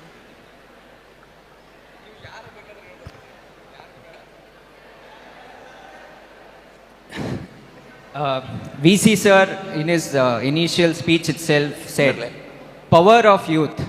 Youth today are the real strength of India and have always been the real strength of India. It is up to us to understand that we carry this much potential in us to drive change. The weakness, I would say, is that, we carry a lot of hope. We have all these youngsters brimming with ideas. They are so bright, they come to us with so many solutions to different problems. However, there is an entry gap for youngsters to get into major influential roles in policy and governance and, to take up your idea to the national level. This I briefly mentioned in the previous answer, but even when it comes to something like how do you become the next MLA, how do you become the next MP, there is that entry barrier that we need to fix, because we are today saying that 1 lakh youngsters must come into policy making, into governance, into the political field. And we need to unshackle, we need to remove all these barriers that are placed with them, which are in the form of, nepotism, money power, the muscle power. And once we have this system in place where even, youngsters from the village in Hampi, who brilliantly spoke with Advocate Kunal in the previous session, he can come up, he can represent his people, he can get problems solved. So let us together create that sort of a system. And only when people demand it, only when the youth demand it, you will see that politicians will actually listen to you. When you say everything in unison, when you say with one strong voice, everyone in the country will be forced to listen to you. So the strength is you, the weakness is you have to unravel this strength within you. To add to Arvind, I have a line here. Youth are 5,000 days young. The journey from 5,000 days to 10,000, 15,000 days is only the journey which is ahead. The journey of 5,000 days will be a soldier, will be a scientist, will be a farmer, will be an engineer, will be a doctor, will be a farmer, will be something for the next 10,000 days. Strength of India, we cannot imagine. Everything in India is those who are 5,000 days and they make the contribution within 15,000. So take this as your breath. India will be the best. If you think after my 5,000 days, 16 years, my every day is important. If you are a student, learn the best for the country. When you are working, work for the best of this country, then India will become great. One thing, what is our weakness? Weakness is forgetting our values, our own health, inner health, all unwanted consumption which is happening, unwantedly disturbing the mind, whatever the social media trash which is happening, we have to check that, because if we don't check it, next generation is the sufferers. If my young friends are not going to change their habits in mobile, social media, you should be very cautious. Unwanted television, you have to check it. So checks and balances are in your hand, because you have to protect the next generation. All the best. Good question. Thank you, sir. Sir, one more question, sir. I am Santosh, Bangalore North University. I am not properly English in Kannadadalli ಮಾತಾಡ್ತೀನಿ sir. Sir, ಕರ್ನಾಟಕದಲ್ಲಿ ಮಕ್ಕಳೇ ಆಗದ ಒಬ್ಬ ತಾಯಿ ಮರಗಳನ್ನು ತನ್ನ ಮಕ್ಕಳೆಂದು ಪ್ರೀತಿಸಿ ಗಿಡ ಮರಗಳನ್ನು ಬೆಳೆಸಿದರು. ಅದೇ ನಮ್ಮ ಸಾಲು ಮರದ ತಿಮ್ಮಕ್ಕ. ಆದರೆ ತೆಲಂಗಾಣ ಸರ್ಕಾರ ಇತ್ತೀಚೆಗೆ ಒಂದು ತಿಂಗಳ ಹಿಂದೆ ಕಾಂಚಿ ಬೌಂಚೋಲಿ ಎಂಬ ಪ್ರದೇಶದಲ್ಲಿ ಸುಮಾರು 4,000 ಮರಗಳನ್ನು ಕಡಿದು ಅದನ್ನು ತಡೆಯುವುದಕ್ಕೆ ಯೂತ್ ಓದಂಥ ವಿದ್ಯಾರ್ಥಿಗಳಿಗೆ ಸರ್ಕಾರದಿಂದ ಸಪೋರ್ಟ್ ಸಿಗದೆ ಅವರೇ ಜೈಲಿಗೆ ಹೋಗುವ ಪರಿಸ್ಥಿತಿ ಬರುತ್ತೆ. ಆದರೂ ಕೂಡ ಸರ್ಕಾರನೇ ಈ ತರ ಪರಿಸ್ಥಿತಿಯಲ್ಲಿ ಇದ್ರೆ ನಾವು ಯೂತ್ ಆಗಿ ಏನ್ ಮಾಡ್ಬೋದು ಸರ್, ಏನ್ ಮಾಡಬೇಕು ಸರ್? ನಿಮಗೆ ಉತ್ತರವನ್ನ ಕನ್ನಡದಲ್ಲಿಯೇ ಕೊಡ್ತೇನೆ. Thank you sir. ಮನುಕುಲ ಸದಾ ಸಂಘರ್ಷದಲ್ಲಿಯೇ ಬಂದಿದೆ. ಯುವಕರು ಯಾವತ್ತೂ ಸಮಾಜದ ಪರವಾಗಿಯೇ ಕೆಲಸ ಮಾಡಿದ್ದಾರೆ. ಯುವಕರ ಹೋರಾಟನೇ ಎಲ್ಲ ಕಡೆಗೆ ರಾಜಕೀಯ ಕ್ರಾಂತಿ, ಆರ್ಥಿಕ ಕ್ರಾಂತಿ, ಸಾಮಾಜಿಕ ಕ್ರಾಂತಿ, ಪರಿಸರದ ಶಕ್ತಿಗೆ ಕಾರಣ ಆಗಿದೆ. ಈ ದೊಡ್ಡ ಭೂಗ್ರಹದಲ್ಲಿ ಒಂದು ಕಡೆ ಈ ಮಾರಣ ಹೋಮ ಮರಗಳ ಮೇಲಾಗಿದ್ದಾಗ ನಾವೆಲ್ಲ ಯುವಕರು ಹೋದಾಗ ತೆಲಂಗಾಣದವ್ರಿಗೆ ಈ ಥರ ಬಂದಿರತಕ್ಕಂಥದ್ದು ಅತ್ಯಂತ ದುರಂತ. ಇದನ್ನು ಎಲ್ಲ ರಾಜ್ಯದ ಯುವಕರು ಕೂಡ ಖಂಡಿಸಲೇಬೇಕು. ಸರ್ಕಾರಗಳು ಅರ್ಥ ಮಾಡ್ಕೊಳ್ತಕ್ಕಂಥ ಒತ್ತಡವನ್ನು ಎಲ್ಲರೂ ತರಬೇಕು. ಉದಾಹರಣೆಗೆ ನಾವು 17 ವರ್ಷದ ಸ್ವೀಡನ್ನ ಯಾರು ಗ್ರೇಟಾ ಸಮನ್ is there from Sweden, best example, Friday for future movement. Friday for future ಅಂತಕ್ಕಂಥ ಒಂದು ಇದರಲ್ಲಿ ಬಂದಾಗ ಅವರ ಹೆಸರು ಗ್ರೇಟಾ ಥನ್ಬರ್ಗ್ ಅನ್ನೋ 13 ವರ್ಷದ ಹುಡುಗಿ ಸ್ವೀಡನ್ನಲ್ಲಿ ಇದೇ ಥರ ಮರಗಳು ಕಡ್ದಾಗ ಪಾರ್ಲಿಮೆಂಟ್ ಮುಂದೆ ನಾನು ಊಟ ಮಾಡೋದಿಲ್ಲ, ಫ್ರೈಡೇ ಫಾರ್ ಫ್ಯೂಚರ್ ಅಂತಕ್ಕಂಥ ಮೆಸೇಜ್ನ 13 ವರ್ಷದ ಹುಡುಗಿ ಕೊಡ್ತಾಳೆ. ಈಗ ಅವ್ರಿಗೆ 25 ವರ್ಷ ಆಗಿದೆ. ಇವತ್ತಿಗೂ ಕೂಡ ಗ್ರೇಟಾ ಥನ್ಬರ್ಗ್ನ ಹೋರಾಟ ನಮ್ಮ ತೆಲಂಗಾಣದ ಹೋರಾಟಕ್ಕೆ ಮಾದರಿ ಆಗಬೇಕು. ಯುವ ಶಕ್ತಿಗೆ ಯಾವತ್ತೂ ಜಯ ಸಿಗುತ್ತೆ, ಆದರೆ ಜಯ ಒಂದು ದಿನಕ್ಕೆ ಸಿಗಲ್ಲ, ಸ್ವಲ್ಪ ಸಮಯ ತಗೊಳ್ಳುತ್ತೆ. ಅದಕ್ಕೆ ಇವತ್ತಿನ ನಿಮ್ಮ ಏನು ಮಾತುಗಳು ನಡೀತಾ ಇದೆ ಇದು ಒಂದು ದೊಡ್ಡ ಒಂದು ಶಕ್ತಿ ಆಗಬೇಕು. ಅದೇ ರೀತಿಯಲ್ಲಿ ಎಲ್ಲೆಡೆ ಆದಾಗ ಎಚ್ಚರ ಬರ್ತದೆ, ಖಂಡಿತವಾಗಿ ಸಮಸ್ಯೆಗೆ ಉತ್ತರ ಹುಡ್ಕೋಣ. ಒಂದು ಅದಕ್ಕೆ ವಿರುದ್ಧವಾಗಿ ನಮ್ಮ NSS ಇಂದ 1 ಕೋಟಿ ಮರಗಳನ್ನ ನೆಟ್ಟು ನಾವು ಅದಕ್ಕೆ ಉತ್ತರ ನಾವು ಕೊಡ್ಬೋದು. Thank you sir. 1 ಕೋಟಿ ಮರ, ಅವರು 5,000 ಮರ ಕಡಿದ್ರೆ ನಾವು 1 ಕೋಟಿ ಮರ ನೆಡ್ಬೋದು. Okay, let us go positively. All the best. Thank you sir. Sir, one more question sir. ನೀವು ಗಿಡ ಮರಗಳನ್ನು ನೆಡುವುದಾದ್ರೆ ಇದು ನಮ್ಮ ಗಾಂಧೀಜಿಯ ಒಂದು ದೊಡ್ಡ ಕನಸು ಸರ್. ಹಳ್ಳಿಗಳು ಅಭಿವೃದ್ಧಿಯಾದ್ರೆ ದೇಶ ಅಭಿವೃದ್ಧಿ ಆಗುತ್ತೆ ಅಂತ ಯುವಕರು ಜಾಸ್ತಿ ನಮ್ಮ ದೇಶದಲ್ಲಿದ್ದಾರೆ ಸರ್. ಆದ್ರೆ ಹಳ್ಳಿಗಳು ಯಾವಾಗ ಅಭಿವೃದ್ಧಿ ಹೊಂದುತ್ತದೆ? ಮಹಾತ್ಮ ಗಾಂಧೀಜಿ ಅವರ ಕನಸು ಯಾವಾಗ ಆಗುತ್ತದೆ? ಇನ್ನೊಂದು ಕೇಳೋದಾದ್ರೆ ಸರ್, ಹೇಳ್ತೀನಿ. ಗಾಂಧೀಜಿಯವರು ಕಂಡ ಹಳ್ಳಿ, ಅಬ್ದುಲ್ ಕಲಾಂ ರವರು ಕಂಡ ಹಳ್ಳಿ, 2 ಹಳ್ಳಿಗಳಲ್ಲಿ ಕೂಡ ಭಿನ್ನತೆ ಇದೆ. ಗಾಂಧೀಜಿಯವರು 1900 ಸಮಯದಲ್ಲಿ ಕಂಡ ಹಳ್ಳಿಗಳ ವ್ಯವಸ್ಥೆ ಭಿನ್ನವಾಗಿದ್ದ ವ್ಯವಸ್ಥೆ.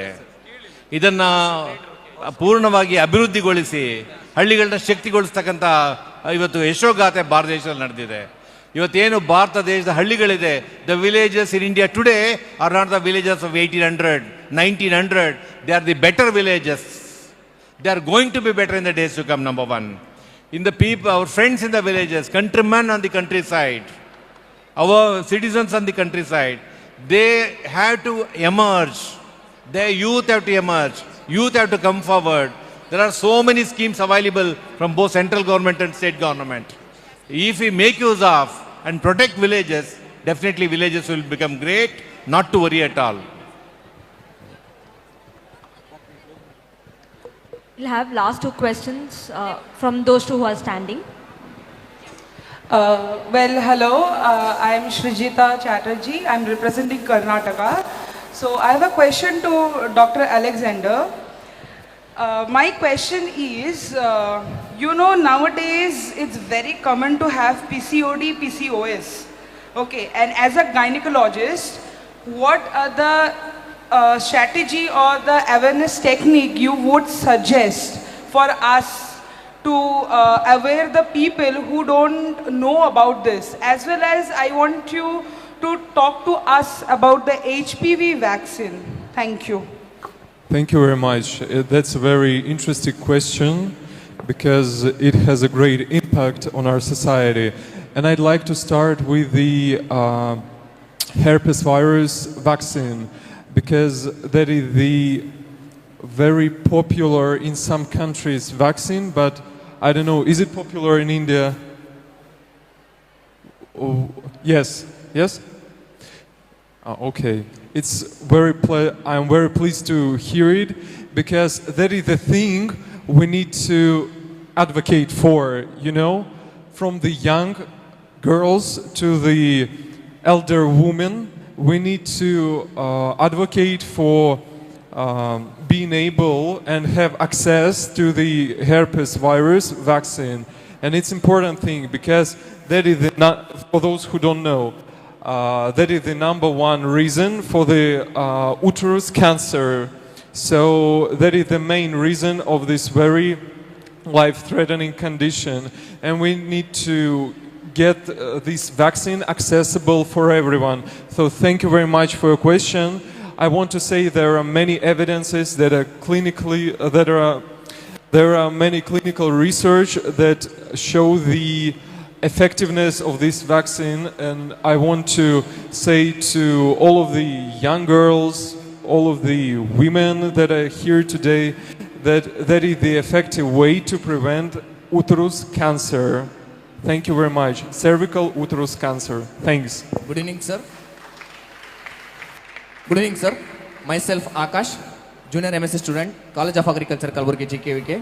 And before presenting my question, I have some of the answers that came arise during the discussion. First thing, Honorable Tyagaraja sir asked a question, will this single run makes us a success? For me, it is yes, sir. Even a single run make us a success, but it should be start from 99. The decision that we take also matters, sir. Right decision at right time will make us the success and all. And also during another sort of discussion, Dr. Anil Kumar sir also faced one of the question that the fundamental definition of the soil. In its 4-letter word SOIL itself, there is a hidden definition, that is SOIL means the soul of infinite life, soil. And thereafter, my questions to Mr. Arvind sir, where sir, nowadays even the companies are not providing job. Sir, may I ask? Sir, in today's scenario, the companies are not providing job without we are having experiences. But you are telling we youth should come forward to participate in the politics. How is this possible, sir? Because in the today's scenario, they are prioritizing more experiences rather than expertise. But you are telling more than experience, expertise matters a lot. Then what is this for, sir? As a Vice Chancellor, I want to answer your question. Yes, sir. Our curriculum is basically responsible for the problem of unemployment in this country. Youth are not wrong, our syllabus is wrong. We are not giving you hands-on experience. Our examination practices are only for marks cards, not to check whether you are capable of doing. If you are capable of doing, all industry welcomes every boy and girl. Our students today have marks cards in their hand, unfortunately, degrees in their hand, but they are unable to perform. If you are unable to perform, what the industry can do? That's why we are responsible. We should make a good curriculum. Teachers should teach properly. Students should learn properly.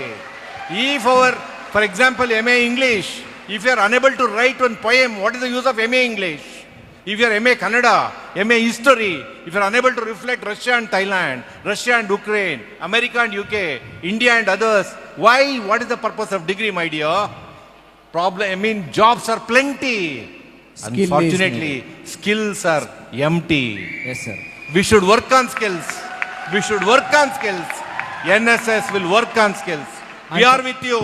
We'll help you. God bless. And one more question is there, sir. In the local government system, nowadays the local parliament system, how it is working means, first the road construction people will come, they will make the roads and they will go. Thereafter, the drainage system and the other water supply system, they will come, they will break all the roads and they will put the pipes and again they will close and they will go. And thereafter, electricity I understand.